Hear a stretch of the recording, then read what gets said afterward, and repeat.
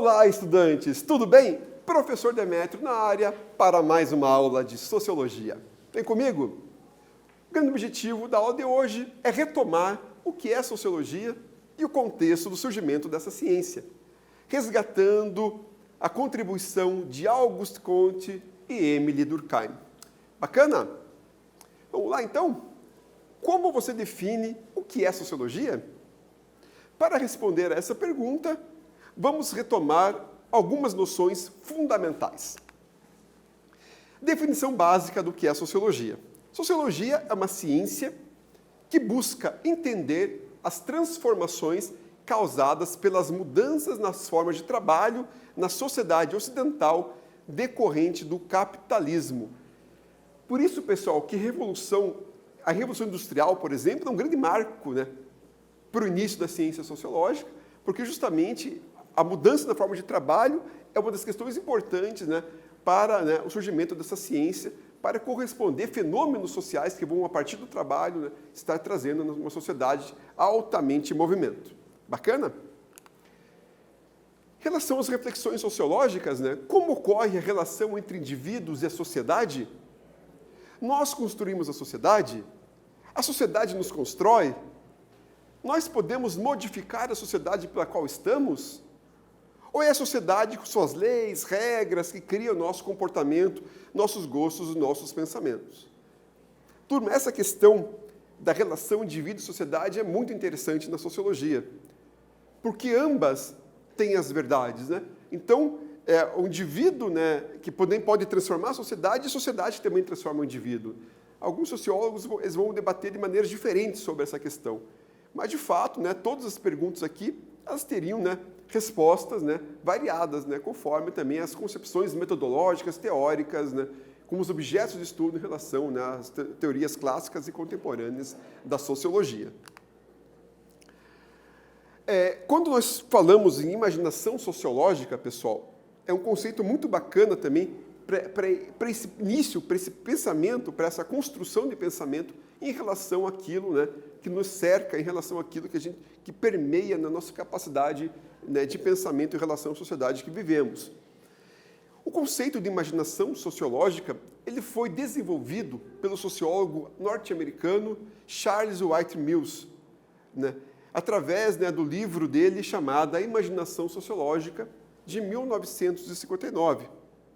Para White Mills, a vida do indivíduo e a história da sociedade não podem ser compreendidas separadamente.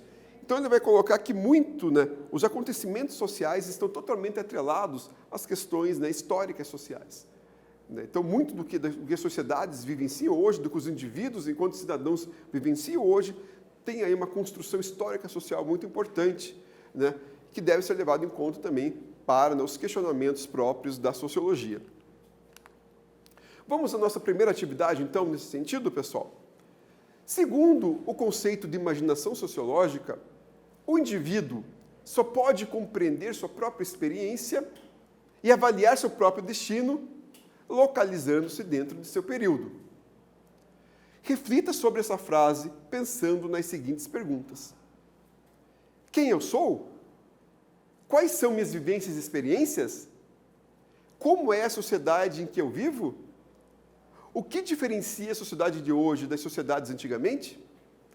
Bacana, Escreva um parágrafo em seu caderno. Tempinho para vocês.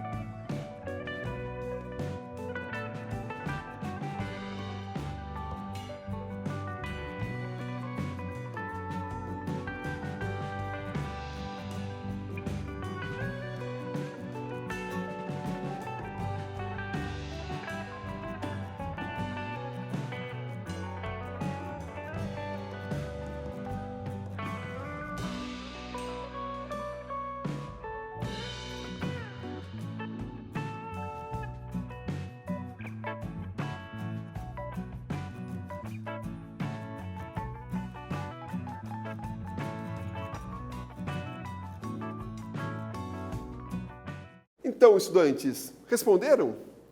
A resposta de vocês, claro, é pessoal, né? Mas você deve utilizar a reflexão de White Mills sobre a imaginação sociológica, destacando a relação entre a vida do indivíduo e a história da sociedade, considerando também como você interpreta a sua realidade e a sociedade contemporânea. Uma questão bem bacana, delega um pouquinho mais de tempo, né? Um pouquinho mais de pensamento, você vai fazer uma reflexão sobre a sua vida, você vai ter que pensar sobre ela, você vai retomar aspectos da sua vida. Então, ela é bem interessante, ela direciona mesmo para essa questão. Legal, né? E qual que é o contexto de surgimento da sociologia? Então, nós tivemos aí, né, as revoluções científicas, né, como o Renascimento e o Iluminismo, extremamente importantes, né, no contexto de surgimento da sociologia, né, as revoluções da modernidade, né, as grandes bases de direitos, né, de trabalho, da ascensão do capitalismo, da consolidação dos sistemas macroeconômicos e políticos, né, que foram aí as revoluções francesa e industrial, e também, né, a questão da emergência de novos problemas sociais, que advém, né, dessas novas perspectivas, como, por exemplo, né, a questão do trabalho, né, a questão do desemprego que gerou ali, né, após a Revolução Industrial, né, essas emergências de problemas sociais dadas por uma nova contemporaneidade, né, científica, digamos assim, e também voltadas aí aos direitos, né, que também trazem, né, as ideias de tecnologia e de ciência, né, que também têm efeitos positivos, mas que também tem, né, como foi a Revolução Industrial ali, bastante efeitos negativos no princípio, no que se tange, né, a ideia de exploração, tida até pelo sistema capitalista, que começa a ser bem veemente também e bem, né, excludente em outros sentidos. Então, em relação às revoluções da modernidade, que são revoluções muito importantes, né, a gente tem ali a Revolução Francesa de 1789, cujo lema dela é liberdade, igualdade e fraternidade, que são as ideias iluministas, né, com foco na racionalidade e na ciência, cujo questionamento da sociedade antiga era marcado pelo direito divino dos reis. Então, a Revolução Francesa é uma revolução muito importante, primeiro, que ela, de fato, ela quebra paradigmas, né, da sociedade da Idade Média, né, de uma sociedade baseada aí no clero, no feudo, né, e que tinha, né, na questão, né, do direito divino, na questão ali, ainda dada por um Estado absolutista, né, na questão do direito divino, na questão de um pré-determinismo, digamos, né, social, o que tornava as sociedades muito estáticas, muito excludentes, muito violentas, né, e sociedades que não pregavam, né, por mudanças e por avanços, digamos assim. Então, quando se pensa na Revolução Francesa, a gente pensa no ideal da liberdade, no sentido, né, de pensar, então, no fim da escravidão, né, que ocorre ali na Europa nesse período, né, no Brasil ainda vai quase mais 100 anos, mas tornar os homens livres é uma questão muito importante, né, para uma revolução, digamos assim, social, né, e também importante assim, para o pensamento sociológico. A ideia de igualdade, quando falamos em direito, né, a Declaração dos Direitos do Homem e do Cidadão, por exemplo, né, ideal também da Revolução Francesa, também é muito importante, né, para pensarmos em transformações sociais. Assim como também a questão da fraternidade, né, da diplomacia, dessa questão do diálogo, né, dos contratos, né, uma ideia muito do Estado liberal, dos contratos sociais, também são extremamente relevantes para você pensar numa sociedade democrática, aí, uma sociedade de direitos, né? Então, os fins revolucionários aí, da Revolução Francesa são fins muito importantes, né, para pensar na mudança social, aí sim, né, numa perspectiva sociológica de uma ciência que compreenda essas mudanças. E a Revolução Industrial, a grande primeira Revolução Industrial, do século XVIII a XIX, foi a revolução que transformou o modo de produzir. Então, foi a revolução que transforma totalmente a ideia do mundo do trabalho, né, da questão da antiga manufatura, digamos assim, para a entrada, né, muito rápida e massiva, né, da industrialização das máquinas, reformulando todo o aspecto de produção, de trabalho, de consumo, né, que vem, né, a partir, né, desse um século, digamos assim, né, e a consolidação dela no século XIX. Então, é um processo que se consolida em meados do século XIX e, a partir dali, né, a gente conhece o que a gente conhece hoje, né, uma explosão aí das indústrias, da tecnologia e do desenvolvimento científico, mas que na época trouxe muitos problemas relacionados à questão do trabalho. Então, as características, né, dessa revolução industrial estavam nas inovações tecnológicas, né, na acumulação de capital pela burguesia, no domínio inglês sobre o comércio mundial e na urbanização. Veja que interessante, né? As inovações tecnológicas, obviamente, elas vêm com o advento da ciência, elas vêm com o advento da industrialização, típicas, né, do pós-revoluções, né? O acúmulo de capital pela burguesia, começa aquela ideia muito clara de Marx, né, da luta de classes, né, de burgueses detentores dos meios de produção, né, e de proletariados que são detidos pelos meios de produção, e de, claro, também, né, numa ideia de um Estado liberal, burguês, voltado aos interesses dessa burguesia, né, desprestigiando, digamos assim, os trabalhadores, né, até porque, né, leis trabalhistas não havia nesse período ainda, por mais que houvesse já uma ideia de liberdade em relação ao sujeito tomar seus rumos, digamos assim, de maneira mais autônoma, né, prestigiado por um Estado, uma ideia de direitos mesmo, né, uma ideia aí de igualdade, digamos assim, né, de direitos, mas ainda havia também, né, os interesses do Estado, que era um Estado muito dado pela essa questão burguesia, né, o Estado burguês atendendo o interesse de uma burguesia. Isso fica muito claro, né, em questões, né, voltadas aí quando falamos, né, no processo de trabalho. Né, o domínio inglês sobre o comércio mundial, né, a Revolução Industrial ocorre na Inglaterra, né, a Inglaterra foi o grande berço desse domínio comercial mundial, né, e marítimo também, né? A Inglaterra sempre foi conhecida, é conhecida até hoje aí, por um potencial marítimo muito grande, né? E essa ideia de urbanização. A urbanização ela começa a se transformar rapidamente, uma questão viral mesmo, né? A partir dessas revoluções, porque, né, as cidades elas começam a ganhar outros entornos, outros contornos, né?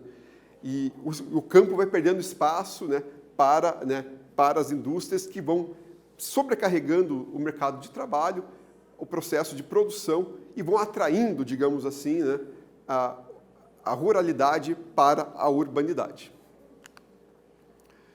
A exploração do trabalho sempre foi o grande eixo, né, o grande tema da Revolução Industrial, principalmente no seu princípio, né, até as consolidações de algumas leis trabalhistas, né.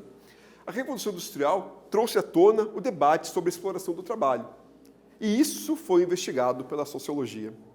Exemplo, os fiandeiros de uma fábrica próxima de Manchester, na Inglaterra, trabalhavam 14 horas por dia, numa temperatura de 26 a 29 graus, sem permissão para beber água.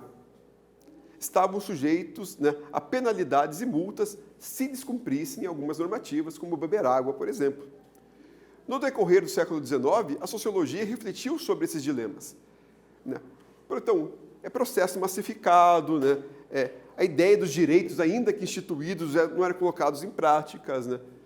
Por mais que as cidades fossem frias, né, mas como se trabalhava com máquinas, né, a vapor, máquinas, né, que necessitavam de energia, de calor, temperaturas eram altas, né, processo contínuo de trabalho. Então, a sociologia foi refletindo sobre essas questões, né, que se fazem muito pertinentes à análise sociológica. Então, a sociologia ela reflete sobre o trabalho, sobre as outras instituições, né, como a família, como a escola, tudo aquilo, né, que traz, que é contemporâneo, tudo aquilo que é visível, que não é estático, né, que está em movimento e que nós pertencemos, né, a sociologia faz essa análise. E o trabalho, essas mudanças trazidas pelas revoluções científicas, né, e pelas revoluções de fatos aí, francesas, né, e da modernidade industrial, elas trazem mudanças muito grandes e é uma ciência que precisa dar conta dessas mudanças, compreender essas mudanças. Aí a sociologia, de fato, ela entra em campo. Vamos, então, a uma segunda atividade, pessoal. A Revolução Industrial causou grandes impactos no mundo do trabalho e a sociologia procurou interpretar essas mudanças. Qual é a sua percepção sobre o mundo do trabalho atual? Escreva um parágrafo em seu caderno. Tempinho para vocês.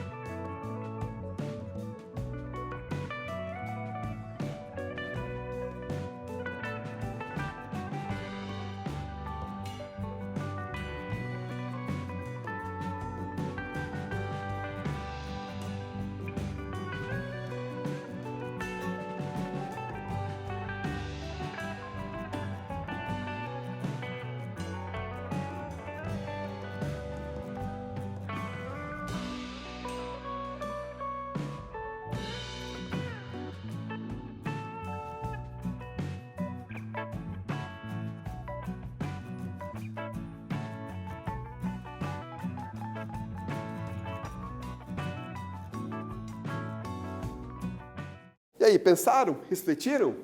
Então, a resposta de vocês, por mais que seja pessoal, ela deve levar em consideração a contribuição da sociologia para o entendimento do mundo do trabalho, na contemporaneidade, apontando as semelhanças e diferenças em relação ao contexto do século XIX.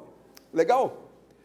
Sobre os personagens iniciais da sociologia, né, temos aí o fundador da palavra, né, depois temos o primeiro sociólogo, de fato, que criou o método sociológico. Né? Então, a sociologia de Comte, né, a palavra sociologia, ela foi criada, ela foi pensada pelo pensador francês Auguste Comte. Né? Como positivista, ele acreditava que a ciência deveria organizar a ordem social. Né? Para Comte, o progresso estava associado à sociedade industrial europeia. Então, Comte foi o precursor da palavra sociologia, né? Tida ali num debate, numa análise, né, do curso de filosofia positiva de 1839, né, foi se debater o que havia sido criado até então, né, na modernidade pelas ciências, e viu-se ali a necessidade de uma ciência que compreendesse os problemas e, de certa maneira, transformasse esses problemas. Então, esse foi o primeiro pensamento, né, da sociologia, né, muito baseado, então, na ideia positivista mesmo de uma ciência social, uma ciência, né, aquilo que tem comprovação, aquilo que tem método, aquilo que tem objeto, né, que é a sociologia. Né. E sociologia, então, como positivismo, né, como uma grande ideia voltada à ciência, vinha nesses ideais, né, a sociologia também, de trazer a ordem, de compreender a ordem, de trazer progresso para a sociedade. Correto? E, né, também, na sequência, a sociologia já como ciência, né, porque Comte ele funda a sociologia enquanto palavra, enquanto uma expressão científica, mas ele não funda um método próprio. Então, como ciência mesmo, como método sociológico próprio, né, temos aí a figura, né, do francês Émile Durkheim, que elaborou um método e objeto de estudo para a sociologia. E o método dele é chamado método funcionalista, né, para análise da realidade social, né, a compreensão das funções, né, para análise da realidade social, e teve influência do positivismo, por exemplo, a ideia de que a sociedade deve estar em harmonia. Então, né, através aí do objeto de estudo, que se chama de fatos sociais, ele começa, né, a ver o que é de análise ou não sociológica. Então, é um método muito próprio da sociologia, que ele escreve no seu livro, né, As Regras do Método Sociológico, ao qual, né, o método dele funcionalista é tido, né, é comprovado através dos objetos dos fatos sociais. Tá certo? Então, nessa aula, turma, nós retomamos a definição da sociologia, bem como também o contexto do surgimento dessa ciência. Bacana? Agradeço demais a atenção de vocês. Desejo que vocês todos fiquem muito bem. Até uma próxima oportunidade.